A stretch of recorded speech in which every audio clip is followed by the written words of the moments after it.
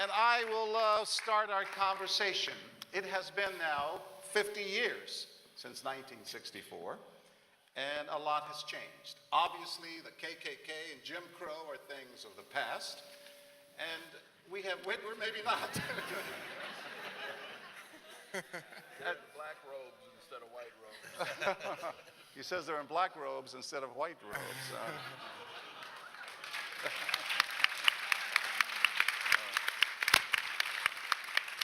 We have witnessed the first African American elected to the highest office in these United States.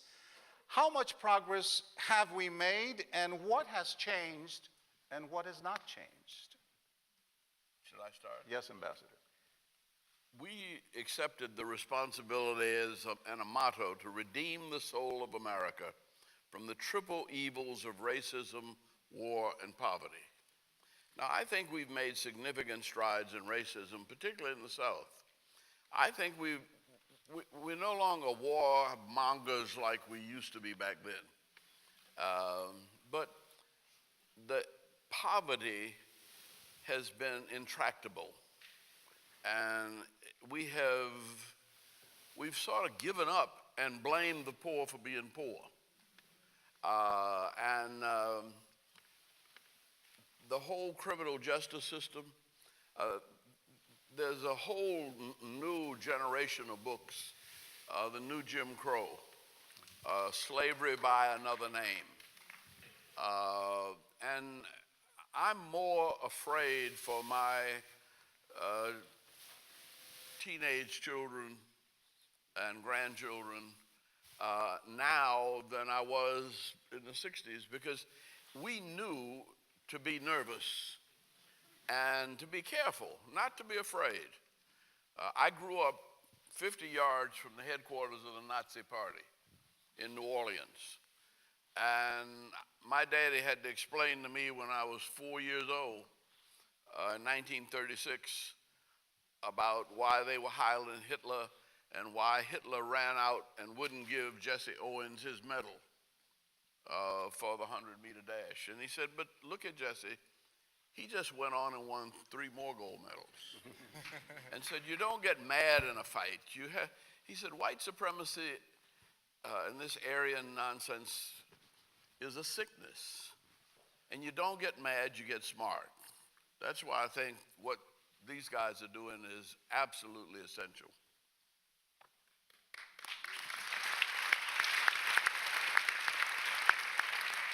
Progress made? The rest of you want to weigh in? Yeah, well, I think that we became a little bit too happy. The 1964 Civil Rights Act was passed. We integrated, the other side did not integrate. And as far as I'm concerned is that built into that, I call the 1964 Civil Rights Act the Trojan horse of the Civil Rights Movement. Because what was attached to that act was a lot of programs that I think was responsible for the deterioration of the civil rights movement at that time. One was the Moynihan Report, part of the program, that blamed the black families for the problems that we were having. So if you came from a single-parent home, you were doomed to failure. And that was not true, because the fact is that when we were brought to America, the first thing that happened to us as slaves, they split the families up. So we developed a system of family that just wasn't by biological, but the children were the family of the community. I remember when I came from a single parent, but I had a whole bunch of fathers in the neighborhood, and I had a whole bunch of mothers who looked after me. So I think that was one thing that we fell for. We lost our culture. We were made to be ashamed of being black.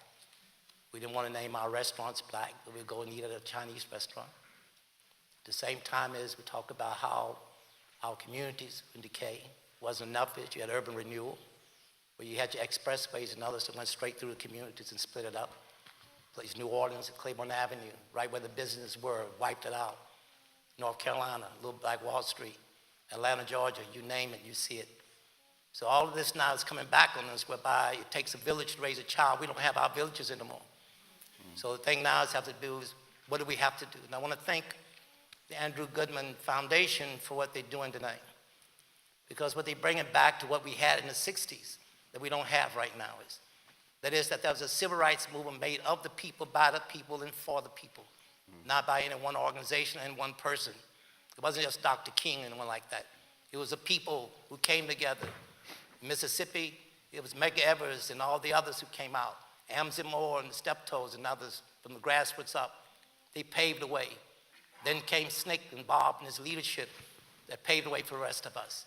Then came CORE and his people. We had 12, 15 people, boots on the ground. It was there. There was a movement of other people, SCLC. We all worked together. In order to make this change today, to keep it going, we've got to do this again. We've got to come back together, support these young people in that battle, because the fight is not over, and we're just beginning a new phase. When you talk about the fact it's this time when less than 40% of the American people went out and voted, and it's such a crucial election, the time is when we're moving toward education, privatization of education. Under this administration, which is the worst policies ever, we've got a problem and an issue here in this country. So if we don't join together and do something about it, we're doomed.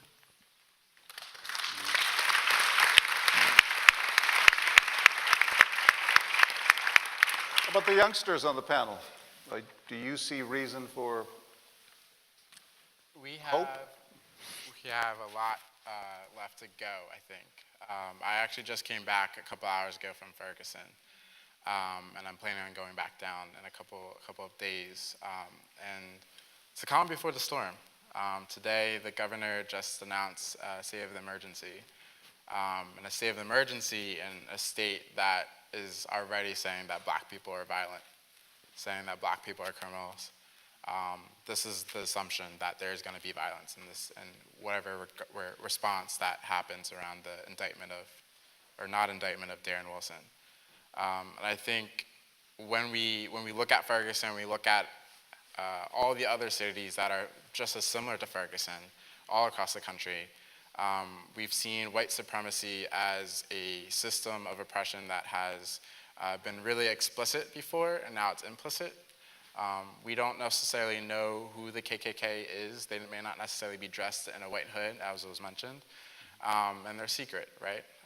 And we also have this issue of this mentality of post-racial. What is post-racial and when we have a president that still has a power structure that lifts up white supremacy? So when we look at what is going forward, we really need to think about how are we dismantling white supremacy as its form today and as it was 50 years ago.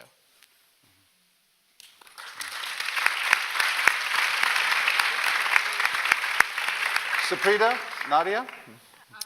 I think I'll address this question from a bit differently than how everyone else has spoken about it. I think the way we engage civically has also changed, mainly because of technology.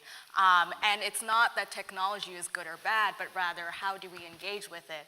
I think there's a tendency sometimes to do what's called armchair activism, where we're liking and retweeting and we're posting, but we're not really seeing how that follows, but we're not following through and seeing how that transforms into policy change or law change or change on the ground. And I think, but on the flip side of that, social media and technology is also a really great way to mobilize people.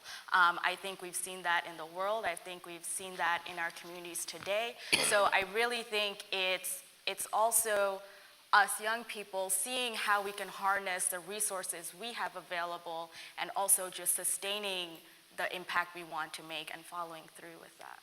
But how difficult is it to mobilize young people today? Well, when you're sitting up here on a panel Yeah. amongst fellow course. change makers, You guys are quite the exception. right. But I think again, I think it goes back to what we're saying about,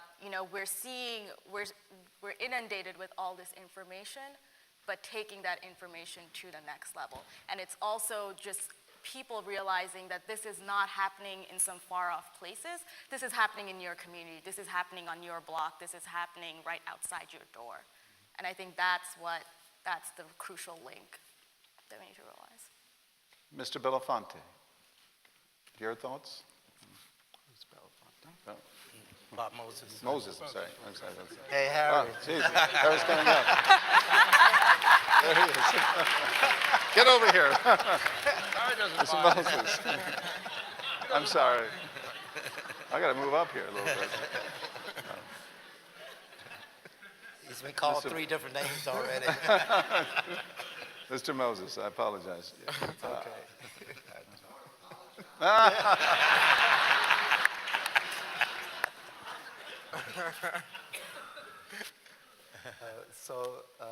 So here's one thing that has changed. The movement we had in the 50 years ago took place against the background of 2 world wars and the movement of colonial people all across the planet for a political voice. So we were an internal colony, and so we also moved to get a political voice. That movement, the movement, whatever movement is taking place or might take place now, is taking place, as was just said, against the background of this technological shift from industrial technology, which mechanized your physical work, to this information age technology, which organizes what you think about and brings center stage the whole issue of, well, what's the work going to be? And we are suffering in this country right now because the basic issue in Ferguson and other places is that black men are now they're surplus, right? We've been through 3 constitutional eras in our country. The first era from 1787 to the Civil War, there were no black men in jail, right? They were property, and you don't put your assets, you don't park them, right? You put your assets to work, right? So in the second constitutional era, look up Circular 3591, right? That's the one that Attorney General Francis Biddle, right, sent to every state attorney general on December 12, 1941, instructing them that debt should no longer be prosecuted as peonage, but as involuntary servitude and slavery. And so it ended the era when black men, no longer property, were just rounded up for vagrancy and put in jail and then put to work in the mines to build the industrialization of the country. So in this congressional, in this constitutional era, black men are surplus, right? The young people are surplus. Unless we figure out how we're going to actually educate all of our young people, we don't have any other program for them currently but the criminal justice system. So what has not changed is the basic struggle in this country between the ideals that the country intones and the practices that it condones, right? That struggle has not changed. Can I get one more little word in?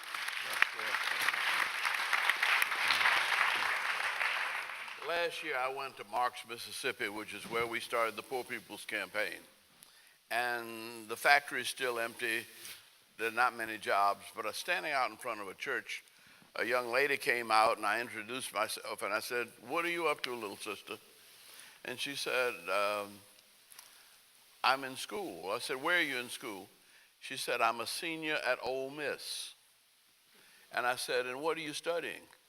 She said, "I'm a biochemistry major." I said, "What are you going to do with it?" She said, "I don't know. There are plenty of jobs for people with biochem majors, but I want to stay in Mississippi and figure out what to do with it." Now, it's true, most of the things we see in the news are up north. But when somebody at the game between Mississippi and Alabama, I never thought I'd be rooting for Mississippi State. But they were, the stands were far more integrated. The cheerleaders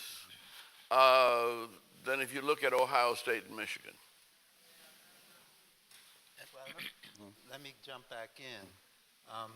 So there's a report that's put out by the Southern Educational Foundation, and it asks the question, over a 40-year period from 1970 to 2010, if you look at the top economic quartile in the country, forget about race, just income, and the bottom economic quartile, and ask the question, what percent got a BA? Not went to college, but actually got a BA.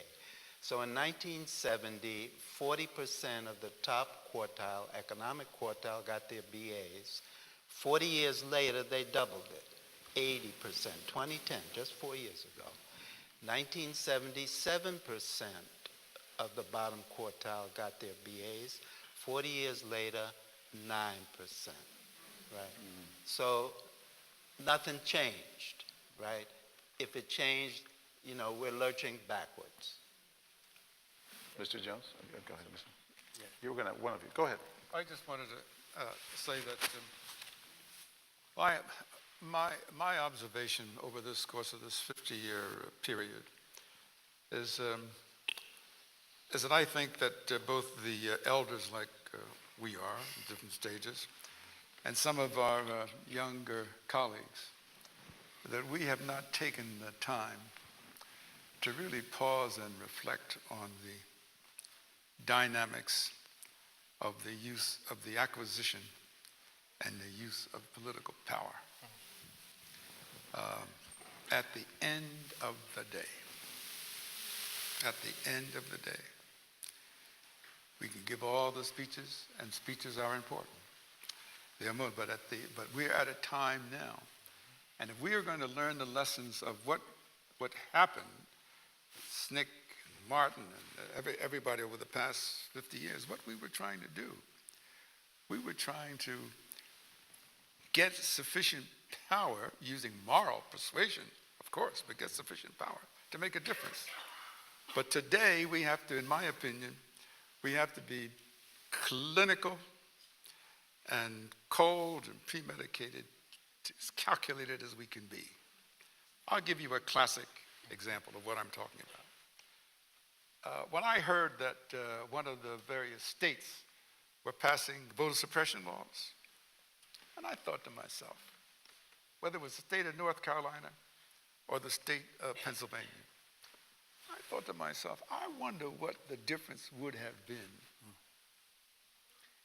if we, when I say we, the movement, if we had put 250,000 people, maybe let's do just 100,000 people, and surrounded the state capital of North Carolina or Pennsylvania, and simply said, no business will be conducted. No business will be conducted until you change and repeal those laws. We will sit there nonviolently until you do what you have to do. And the reason I know I'm preaching to the choir when all of us have heard Frederick Douglass say, power concedes nothing without a demand. When I talk about political power, let me break it down. I'm talking about voter registration, what some of you are talking about. Then I'm talking about voting, okay? Now, in this last election, you don't have to tell me it's whether Obama's on the ticket or not. You don't have to tell me that. That's a cop-out, all right? When you look at cold analysis of the number of people in the African-American community and the number of young people who stayed home, okay? Maybe they weren't registered, or maybe they were registered, didn't vote, but they didn't vote. So we can talk about the severity of all the issues, with whether it's poverty or whether it's a lack of educational opportunity. We can have all the placards we want. We can have all the demonstrations we want. And God knows I came up in the generation of the greatest leader of demonstrations in the history of this country, Martin Luther King Jr. But Martin Luther King Jr. understood power. What were the purpose of those demonstrations? Was to demonstrate to the government and the society that we had the power to make a difference. And now, the only way effective change is going to happen, no matter what you write on a placard, no matter how many times you get up and shout and give a speech, is are we nonviolently armed? Okay?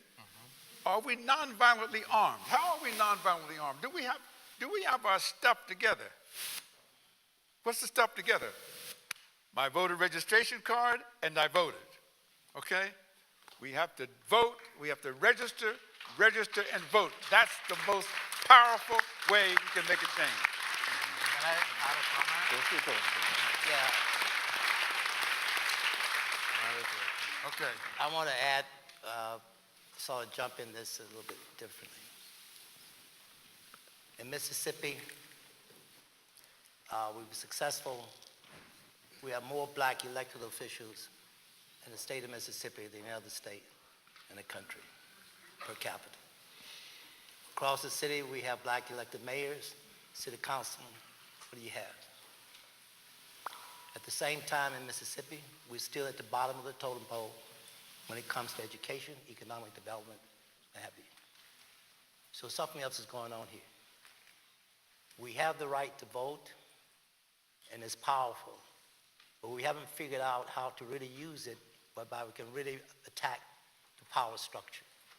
This is the issue about power. And the question is, what is this power?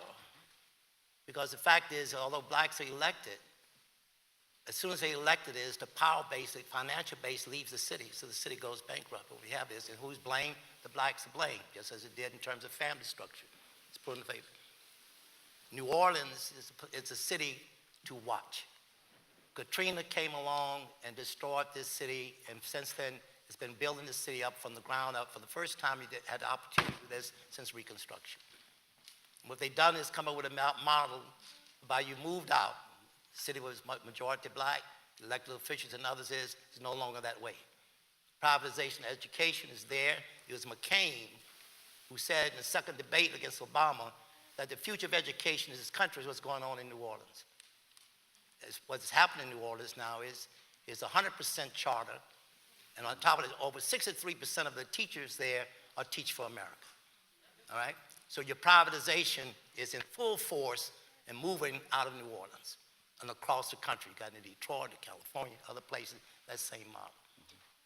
Obama, I think, is a good man, wants to do something, but he does not have the power to do it by himself.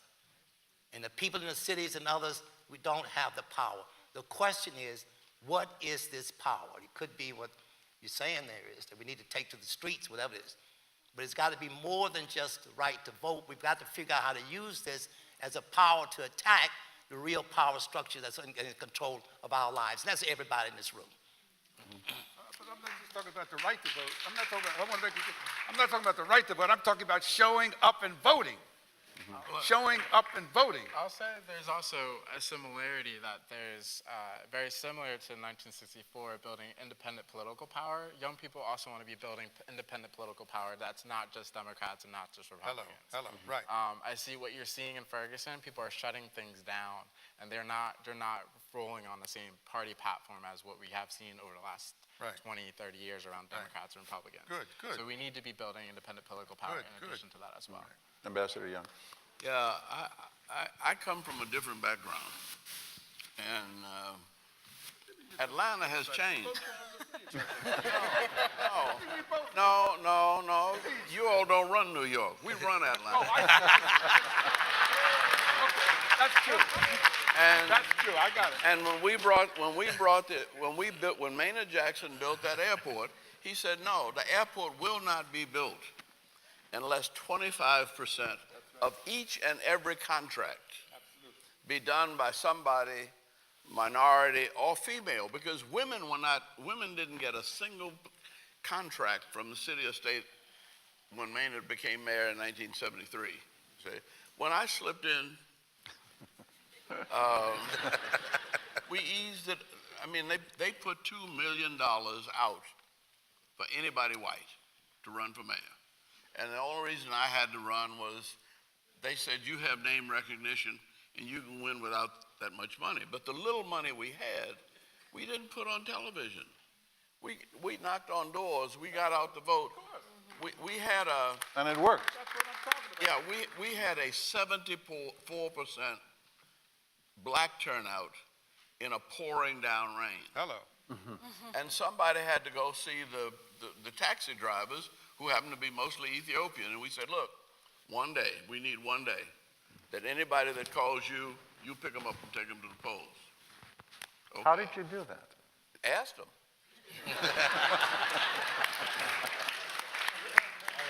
And I mean, but you have to, but by the time we got to the Olympics, nobody thought we had a chance, so we negotiated all the deals up front. That if we win the Olympics, 40%, it ended up 41% of the $1 billion we spent. We ended up spending $2.5 billion, and it was 41%.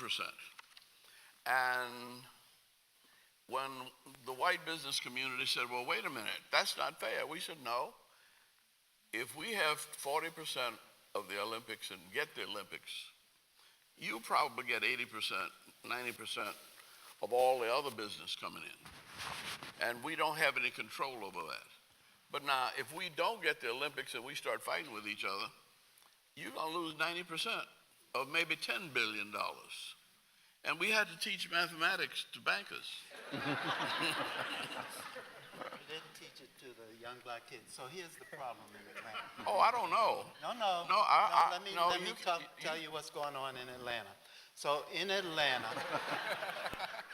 Buckhead, right, that section of Atlanta, which is still primarily all white in terms of the student population, 68% of the students in Buckhead, right, score proficient or above on the NAEP, right? That's the National Assessment of Educational Progress, right?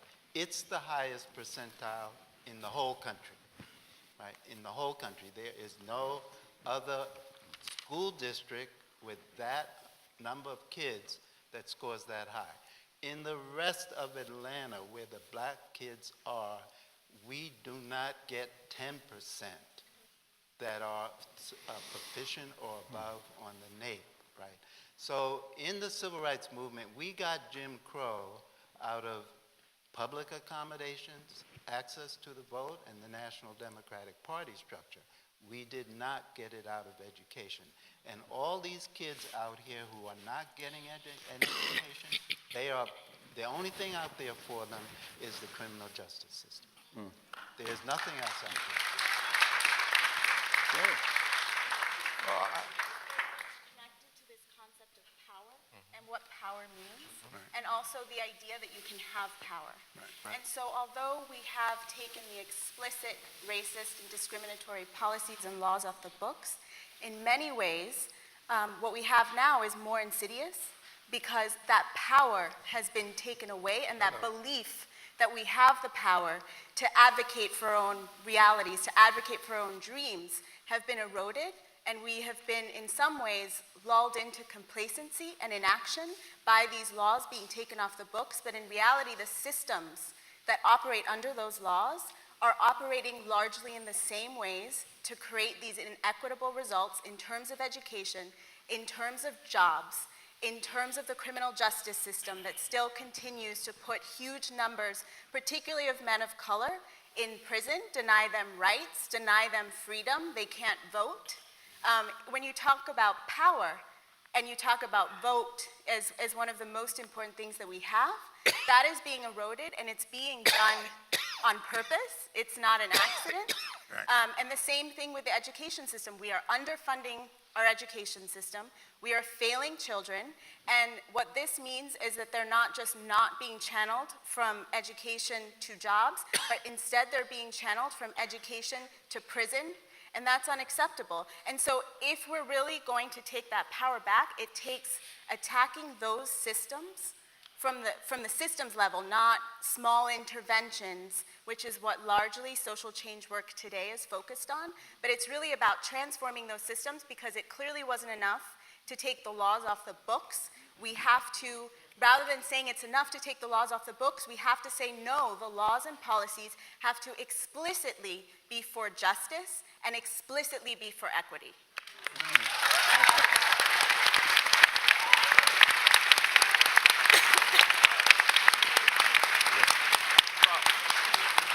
The problem I have is that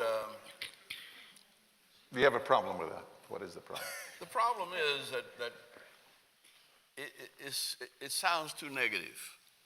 I went to Jackson Penitentiary in Michigan, and they had 1,100 young men that they jammed in a gym, and I didn't know. I thought I was going to meet a warden. I get in there, and they pushed me up to speak, and I said, "Look, this is your call." I said, Martin Luther King wrote the letter from the Birmingham jail, in jail. Nelson Mandela, in South Africa, the people who were in jail with Mandela called Robben Island Nelson Mandela University. See, half of the Bible was written in prison. See, Old Testament and New Testament, you got stories of people rising up in prison. And I think the other thing that bothers me is I appointed half of the black judges that put them in prison. And I'm trying to get the senior judge, who we have the senior judge in the Georgia Supreme Court who's retired. I've asked him to call all the black judges together. And we need to have a come to Jesus meeting, we say. The two strikes and you out, the 10-year mandatory sentences. We have in California, right? No, but they were put in order by a black attorney general. Get on out of here. Yeah. Now, it was a kind of a trade-off for... Sending them back somewhere, I hope. No, because they wanted a lottery. And we got them to put all of the lottery money into higher education and preschool, so that there are improvements. Georgia State University in Atlanta is 36,000 students, and it's 60% non-white. And they're able to go there because of the Hope Scholarship. Morehouse, Spelman, Clark are having real problems because private colleges we can't afford. But I don't want us to say we're giving up. See, I know I'm not saying things are good, but I'm saying that they're not hopeless. And right now I'm trying to go back to '65 when we organized 2,500 farmers. The only way SNCC made it in Mississippi was the few black landowners that would take them in, that would use their property. Same thing with us in Alabama and Georgia. We had them organized in '65. And now their children got benefits and they're gone, but they're still landowners, and we're working on a new crop for the South that we can introduce to 2,500 farmers. And we couldn't get the president, we didn't want to get the president interested in it. We wanted to get the Department of Agriculture interested in it, where they control the money, and their agents there trying to work with us to put these farmers, put this land back to work without a lot of labor. Yeah. And a lot of cost. And it is requiring us to rethink everything we did and try to approach it as economic from the bottom up. And I don't like statistics, and I don't like grades, because Martin Luther King got a C in preaching. Well, I want to give you one more statistic. So, and it has to do with what the young lady just said, because yes, it's true, Georgia State University actually produces more black young people who get their BAs than any other institution in the country. They do.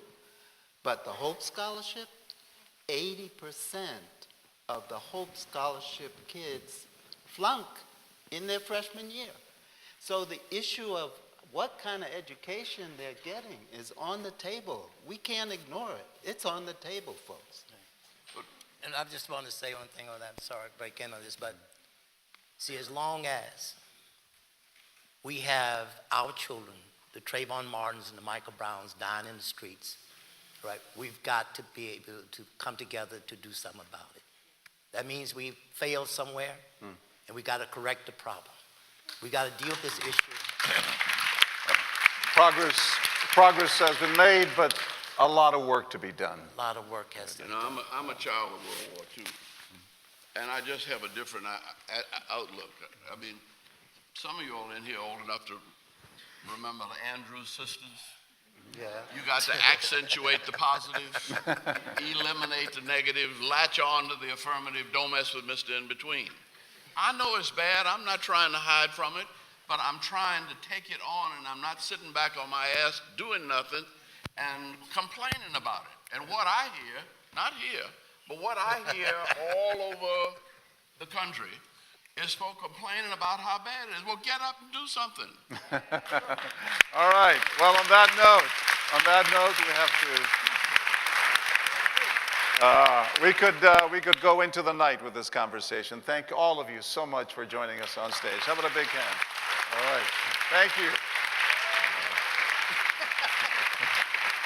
It's great to hear you talk. It's so wonderful. Thank you.